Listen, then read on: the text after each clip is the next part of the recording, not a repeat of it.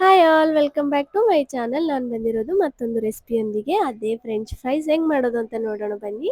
ಒಂದು 4 ಆಲೂಗಡ್ಡೆ ತೊಗೊಂಡಿದ್ದೀನಿ. ಅದನ್ನ ಮೇಲೆ ಸಿಪ್ಪೆ ತೆಗೆದು ನೀರಲ್ಲಿ ತೊಳೆದು ಕಟ್ ಮಾಡ್ಕೋಬೇಕು. ಇವಾಗ ಕಟ್ ಮಾಡಿದ ಮೇಲೆ ಒಂದು ಬೌಲ್ನಲ್ಲಿ ನೀರು ತಗೊಂಡು ಅದರೊಳಗೆ ಹಾಕಬೇಕು ಡೈರೆಕ್ಟ್. ಅದರಲ್ಲಿ ಒಂದು ಸ್ಪೂನ್ ಉಪ್ಪು ಹಾಕಿ ಅದರಲ್ಲಿ ಹಾಕಿ ಚೆನ್ನಾಗಿ ತೊಳೆದು ಇವಾಗ ಸೈಡಿಗಿಟ್ಟು ಸ್ಟವ್ ಹಚ್ಕೊಂಡು ಒಂದು ಪಾತ್ರೆಯಲ್ಲಿ ನೀರು ಕಾಯಿಸಿ, ಆ ನೀರು ಕಾಯ್ದಾದ್ಮೇಲೆ ಈ ಆಲೂಗಡ್ಡೆ ಎಲ್ಲನೂ ಅದರಲ್ಲಿ ಹಾಕಬೇಕು.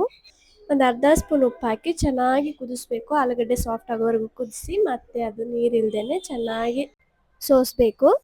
ಇವಾಗ ಅದರಲ್ಲಿ ಒಂದು 3 ಸ್ಪೂನ್ ಕಾರ್ನ್ಫ್ಲೋರ್ ಹಾಕಿ ಚೆನ್ನಾಗಿ ಮೇಲೆ ಕೆಳಗೆ ಎಲ್ಲಾನು ಮಿಕ್ಸ್ ಮಾಡಿದ ಮೇಲೆ ಮತ್ತೆ ಸ್ಟವ್ ಆನ್ ಮಾಡಿ ಅದರಲ್ಲಿ ಆಯಿಲ್ ಹಾಕಿ ಹೀಟ್ ಆದಮೇಲೆ ಮಿಕ್ಸ್ ಮಾಡಿರುವಂಥ ಮಿಶ್ರಣವು ಅದರಲ್ಲಿ ಹಾಕಬೇಕು. ಆದಷ್ಟು ಉರಿನ ಮೀಡಿಯಂ ಫ್ಲೇಮ್ನಲ್ಲಿ ಇಟ್ಟು ಫ್ರೈ ಮಾಡಬೇಕು.